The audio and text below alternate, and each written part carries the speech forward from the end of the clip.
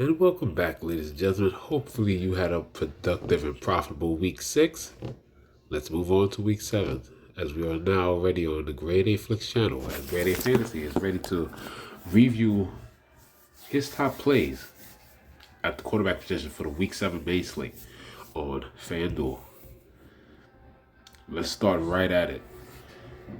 Top two quarterbacks next week. They both have great upsides with running and throwing against both of their defenses, but I'm gonna give the edge to Jayden Daniels being 100. Well, it's not really much of a difference, but he has the softer matchup against Carolina. Josh Allen, slightly tougher matchup with Tennessee, but I don't think that's nothing he should be able to. He should be able to also do his normal damage with maybe a TD pass or two and then run with his legs. But Jayden Daniels and that Washington offense has been just amazing, and Jayden Daniels with the softer matchup should be looking to boom for his 91. And when I say boom, if he's 91 or if you want to round it at 9,000, he should be viable for 20 from like a floor game. He should be viable for like a 18 to 20 floor to actual expectation 23, 24. And with the yardage and the touchdowns and maybe throwing a few touchdowns and getting the yards, he could move for a 27, 28. He could. He really could against Carolina. We'll go following next step down. We'll go a few hundred down. You're saving 500 if you're saving 400 if you go down to Jordan Love against Houston. That is another prime matchup for Jordan Love. He seems to be fully healthy. As long as that front line can protect against that, decent pass rush of Houston, Jordan Love should have a fine day. I know Jalen Hurts is right there, but I rather pay a little bit further down against. Well, I'll go into that same game. I'll go against C.J. Stroud because I highly think that Green Bay secondary defense is very overrated, very passable. Now I know Nico Collins is there, but C.J. Stroud still has weapons he could throw to. Might go low owned because of what's around him. Like I said, the rushing upside of Jalen Hurts against the Giants is something to pay attention to. But I got a feeling that game is going to be definitely more about Saquon. I'm just going narrative based. So CJ Stroud is definitely what I would like to go for here. We'll skip down all the way to 7,800.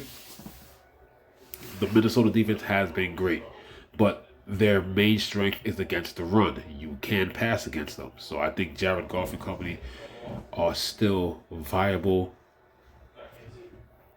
Jared Goff with, Laporta stacks, J-Bo stacks, that's been very profitable. He's always low owned. So if you're gonna double stack with Amon Ra, the tight end, you got to throw J-Bo in there. He's just worth the big play risk for whatever his salary is. He's been low sixes, high fives all season. With the big play that he does, the one big play that he gets is worth his salary. It always turns out to be that way. In the highest scoring game of the week, this will be definitely exciting to get to. I'm gonna love researching this game and doing the research for this. I actually love this game, and guess what? It's the 1 o'clock. You don't have to wait till 4 o'clock for it. Even though it's two decent defenses, Seahawks Falcons 50.5 is the highest total on the slate. Quite a few low totals. There's a couple 47s and 49s here. Lions and Vikings are at 49.5.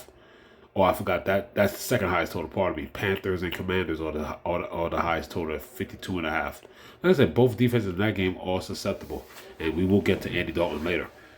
But Geno Smith, I love this upside. I love the matchup. I just love his weapons. I mean, going both sides. Both defenses are good. Bend don't break, but they can be had. And at 76, Geno double stacks are viable. The same way Sam Darnold, he's viable with Addison and with Jan Addison, Addison and Double J. Sam Darnold doubles are viable. When it comes to Miami's struggling. Even though the defense does rank stat-wise, I still say you can play either or. Obviously, yes, people prefer Flacco because of the aerial, so in the way the offense just moves and operates better. But I think both Colts quarterbacks are in play.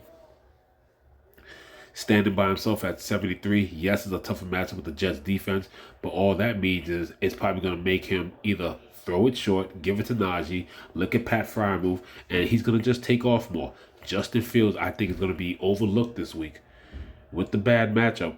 It's one of the ugliest totals. This is one of those that's I think is a 30 something total, and it's the night game. This definitely might be one of those weeks where either I'm gonna have a piece here and there. Normally, I'm always worried about having something at the end of the night. The way this game is portrayed to look with both defenses, with the way both defenses are, the over-under for this is 36.5. I'm pretty sure this is the lowest total, if I'm not sure. There might be a 37. Yes, the Thursday night game, but that's the Thursday night game. I'm talking about for the entire week 7 slate.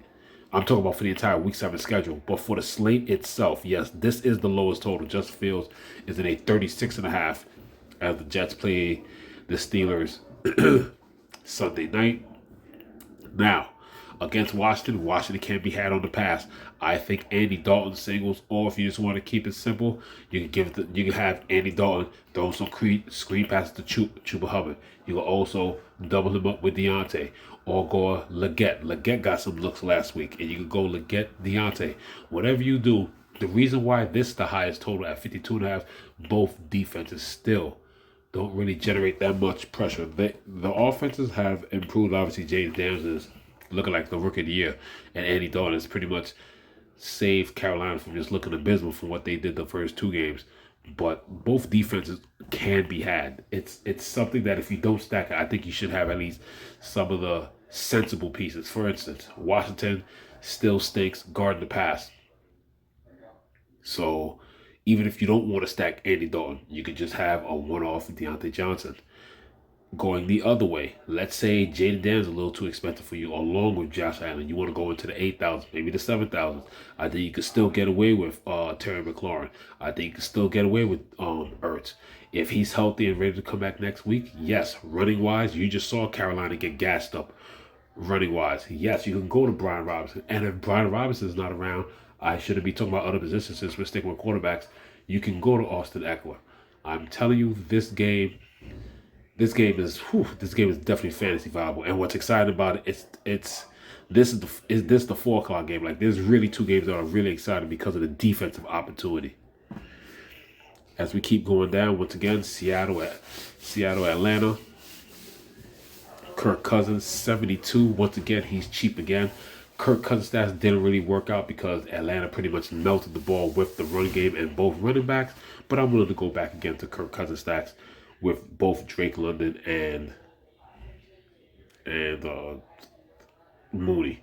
He missed a couple of times with Mooney. He got to Drake London, but really you didn't need Kirk Cousins or Drake London. It was all about the running backs. Literally, it was all about the running backs. I'm not even going to lie to you. In a season long, I'm way ahead of the guy. Plus, I got Josh Allen, who already ran a touchdown, and I got Greg Zuerlein, who I think already kicked 2 field goals. I'm winning my weekly matchup in fantasy season long. And guess what I did? I had Bijan Robinson in one of the running back spots. I had Tyler Algier in the flex. Like, that's how strong the running game was for Atlanta. And now when it comes to the pay downs, I only literally have 2 guys that you should think about, even though Cousins is 72. The pay down options that I do like: Matthew Stafford against a suspect Las Vegas defense. The cheap value allows you to open up some stuff even more. So I like Matthew Stafford at 71 against Vegas, plus they're at home. And I am going to take a chance.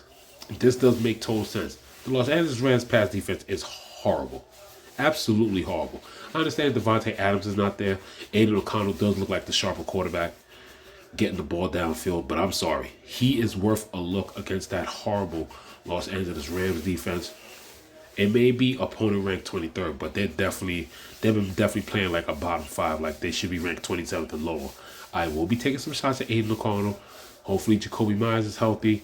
If not, then you'll be looking at the rest of the squad with Bowers, Trey Tucker, and so on and so forth. He is definitely worth a look. That is a cheap stack against a horrible defense like the Rams. As you can see here, Aiden O'Connell. And, of course, hey, like I said, the defense is not great. So if he's forced to do this next week, 27 for 40, 1 touchdown, 1 interception, and scored 12.08. Now, was it against the best defense? No, it wasn't the best matchup for him. But the Rams are nowhere near Pittsburgh's level. So guess what? Aiden O'Connell's week next week could look something like this, but with maybe 30, 40 more yards, maybe 2 touchdowns, no interceptions.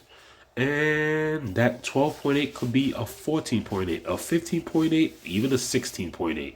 16.8 at 16.5, he's almost times 3 his salary.